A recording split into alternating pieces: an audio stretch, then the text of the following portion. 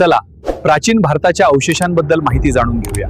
आपण आजच्या ह्या प्रवासात काही अतिशय महत्त्वाच्या आणि जुन्या इतिहासाच्या खुणा पाहणार आहोत। ही प्राचीन नाणी आणि मृत भांडी। नाणी आणि मातीची भांडी, मृत भांडी ही लहान दिसणारी पण अत्यंत महत्त्वाची साधने आहेत। नाण्यांवर सहसा राजांची नावे, पदव्या, देवतांच्या प्रतिमा, चिन्हे कोरलेली असतात। यामुळे इतिहासकारांना त्या काळातील राजकीय सत्ता, राज्याचा विस्तार, आर्थिक स्थिती आणि धार्मिक धोरण समजते। उदाहरणार्थ, एखाद्या नाण्यावर विशिष्ट देवतेची प्रतिमा असल्यास त्या राजाचा त्या धर्माशी संबंध दिसून येतो। नाण्यांमधून धातूंचा वापर, सोनं, चांदी, तांबे कसा होता हे समजते, ज्यावरून अर्थव्यवस्था आणि व्यापाराची स्थिती कळते। मृत भांडी म्हणजे मातीची भांडी जी अन्न शिजवण्यासाठी, साठवण्यासाठी वापरली जात होती। त्यावरच्या रचना, रंग, आकार यावरून त्या काळातील तंत्रज्ञान, कला आणि दैनंदिन जीवन समजते। नाण्यांचा अभ्यास करताना 3 गोष्टी पाहतात। एक आकार गोल, चौकोनी ई, 2 प्रतिमा, राजा, देवता, चिन्हे, 3 मजकूर, लेखन, भाषा, पदव्या। यावरून संपूर्ण इतिहास उलगडतो। आता विचार करा, एक छोटं नाणं इतकं सगळं सांगू शकतं। वाङ्मयीन साधने, लिटररी सोर्सेस। वाङ्मयीन साधने म्हणजे प्राचीन भारतातील लिखित किंवा मौखिक ग्रंथ, स्मृती, पुराण, महाकाव्य आणि शास्त्रीय साहित्य, ज्यातून त्या काळातील धार्मिक, सामाजिक, सांस्कृतिक आणि राजकीय जीवनाचे सखोल ज्ञान मिळते। या साधनांमध्ये धर्म, तत्वज्ञान, समाजशास्त्र, न्यायव्यवस्था, अर्थव्यवस्था, राज्यव्यवस्था, युद्धनीती, नैतिक मूल्ये, औषधोपचार, कला आणि संगीत या सर्व गोष्टींचा अभ्यास होतो। वाङ्मयीन साधने आपल्याला त्या काळातील लोकांच्या जीवनशैली, आदर्श, श्रद्धा, यज्ञ, संस्कार आणि तत्वज्ञान यांचे समज देतात। तसेच इतिहासाच्या अभ्यासासाठी विश्वसनीय माहिती पुरवतात। वैदिक वाङ्मय, वेदिक लिटरेचर। वैदिक वाङ्मय म्हणजे वेदांचे साहित्य। वेद हे प्राचीन भारतीय धर्मशास्त्राचे मूळ ग्रंथ आहेत, जे धार्मिक, तात्विक, सामाजिक आणि सांस्कृतिक ज्ञान प्रदान करतात। वेद हे आपल्या धर्माच्या आरंभिक आणि तात्विक विचारांचे स्रोत आहेत। वैदिक साहित्याच्या अभ्यासामुळे यज्ञ, देवपूजा, जीवनशैली, नैतिक मूल्ये आणि समाजाची रचना स्पष्ट होते। ऋग्वेद, ऋग्वेद हा वेदांचा पहिला ग्रंथ आहे। हा स्तोत्रांचा संग्रह असून यामध्ये विविध देवतांचे स्तोत्र, यज्ञ मंत्र, धार्मिक विधी, नैतिक नियम आणि समाज जीवनाचे तत्व स्पष्ट केलेले आहेत। उदाहरणार्थ, इंद्र, अग्नी, वरुण, मित्र इत्यादी देवतांचे स्तोत्र समाजातील शक्ती, नैतिक मूल्ये आणि धर्मकर्माचे मार्ग दाखवतात। ऋग्वेदातील मंत्रांचा उच्चार योग्य प्रकारे करणे आवश्यक असते, जे लोकांच्या जीवनातील धार्मिक आचारधर्माचे पालन सुनिश्चित करतो। या ग्रंथातून प्राचीन समाजातील सामाजिक रचना, धर्म, यज्ञपद्धती, राजकारण आणि आर्थिक व्यवहार यांचा अभ्यास करता येतो। सामवेद, सामवेदा। सामवेद हा मंत्रांचा गायन संग्रह आहे। यात मंत्रांचा उच्चार संगीत आणि तालबद्ध स्वरूपात केला जातो, ज्याला यज्ञगीत म्हणतात। सामवेदाचा उपयोग यज्ञ विधीत मंत्र गायनासाठी होतो। हे ग्रंथ धार्मिक विधी, संगीतशास्त्र, तालबद्ध गायन आणि यज्ञ साहित्य यांच्या अभ्यासासाठी उपयुक्त आहेत। सामवेदातील मंत्र उच्चाराचे नियम आणि संगीत लयबद्ध असते, ज्यामुळे धार्मिक विधी अधिक प्रभावी होतात।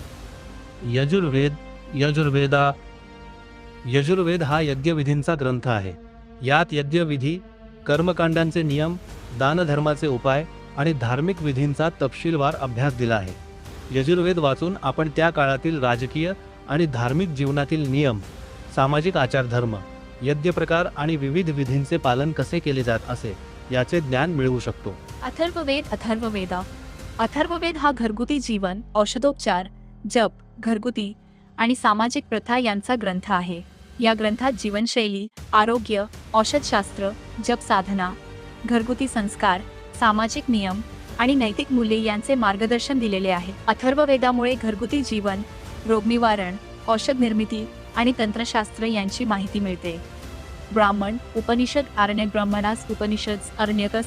ब्राह्मण ग्रंथ यज्ञविधींचा तात्विक विवेचन करतात। यात यज्ञ, मंत्रजप, देवपूजा, दानधर्म आणि धार्मिक नियमांचे विस्तृत वर्णन आहे। ब्राह्मण ग्रंथ धार्मिक विधींचा व्यवस्थित अभ्यास करतो आणि त्या काळातील सामाजिक व धार्मिक जीवनाची स्पष्ट माहिती पुरवतो। उपनिषद हे तत्वज्ञानाचे ग्रंथ आहेत जे आत्मा, ब्रह्म, मोक्ष यांचे रहस्य स्पष्ट करतात. उपनिषदांमध्ये ध्यान, ज्ञान, जीवनाचे तात्विक अर्थ आणि नैतिक मूल्ये समजावून सांगितली आहेत. आरण्यक, वनवास, साधना, ध्यान, यज्ञाचे तात्विक ज्ञान देणारे ग्रंथ. आरण्यकांचा उपयोग साधकांसाठी होता जे आपल्या जीवनात तत्वज्ञान, ध्यान आणि धार्मिक मूल्यांचा अभ्यास करू इच्छित होते. वेदांग, वेदांगस. वेदांग म्हणजे वेदांच्या अध्ययनासाठी आवश्यक सहाय्यक शाखा, ज्यामुळे वेदांचे तात्विक, भाषिक, यज्ञविधी आणि धार्मिक अर्थ स्पष्ट होतात. वेदांग 6 आहेत. शिक्षा, उच्चाराचे नियम, मंत्रांची स्पष्टता आणि योग्य उच्चार यासाठी. उच्चार योग्य नसल्यास यज्ञ आणि धार्मिक विधी प्रभावी होत नाहीत.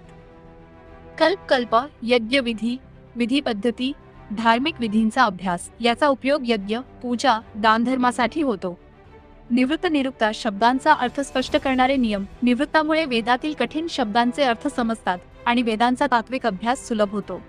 व्याकरण, शब्दरचना, व्याकरण, शुद्ध लेखन. व्याकरणामुळे भाषेचे शुद्धीकरण होते आणि वेदांचे योग्य अध्ययन शक्य होते. छंद, मंत्रांचे लयबद्ध उच्चारण, यज्ञगीत, तालबद्धता. छंदामुळे मंत्रगायन, यज्ञगीत आणि सांगीतिक साधने सुलभ होतात. ज्योतिषा, ग्रह, नक्षत्र, काल, धार्मिक वेळापत्रक, समाज नियोजन. ज्योतिषामुळे यज्ञ, धार्मिक विधी, पितृकर्म आणि शैक्षणिक वेळापत्रक निश्चित केले जात असे. स्मृती वाङ्मय, स्मृती लिटरेचर. स्मृती वाङ्मय म्हणजे असे ग्रंथ जे प्राचीन भारताच्या धार्मिक, सामाजिक, कायदेशीर आणि नैतिक जीवनाचे नियम, उदाहरणे आणि मार्गदर्शन देतात. स्मृती या शब्दाचा अर्थ होतो स्मरण करून लिहिलेली माहिती किंवा परंपरेतून जाणवलेले नियम. याचा उपयोग मुख्यतः सामाजिक व धार्मिक आचारधर्म, कायदे, राजकीय प्रशासन आणि नैतिक मूल्ये शिकवण्यासाठी केला जातो. स्मृतींचा अभ्यास करून आपण त्या काळातील समाज जीवन, राजकारण, धर्म, सामाजिक रचना, विधी आणि लोकांचे जीवनशैली याबद्दल स्पष्ट माहिती मिळवू शकतो. स्मृती वाङ्मयातील ग्रंथ हे मुख्यतः मनुस्मृती, यज्ञवालक्य स्मृती, नारद स्मृती, बृहस्पती स्मृती आणि कातियाती स्मृती असे आहेत. हे ग्रंथ प्राचीन भारतीय समाजाच्या नियमावलीसारखे आहेत. मनुस्मृती ही स्मृतींची सर्वात प्राचीन आणि प्रभावी ग्रंथ आहे. याला मनुच्या स्मरणाने लिहिलेली असे म्हणतात. यामध्ये धर्म, न्याय, समाजव्यवस्था, राज्यव्यवस्था, नीतिसंहिता आणि व्यक्तींचे कर्तव्य स्पष्ट केलेले आहेत. मनुस्मृतीमध्ये वर्णव्यवस्था, ब्राह्मण, क्षत्रिय, वैश्य, शूद्र, स्त्रीचे अधिकार, दत्तक संस्कार, विवाह, मृत्यू संस्कार यांसारख्या सामाजिक प्रथा समजावून सांगितल्या आहेत. इतिहासज्ञ यामधून प्राचीन भारतातील सामाजिक, धार्मिक आणि राजकीय परिस्थितीचा अभ्यास करतात. ही नाणी, मृदभांडी आणि अवशेष हीच आपल्या प्राचीन इतिहासाची साधनं आहेत. तुम्हाला यापैकी कोणती साधनं जास्त आवडली कमेंट करून नक्की सांगा. व्हिडिओ आवडला असेल तर लाईक करा, शेअर करा आणि सबस्क्राईब करायला विसरू नका.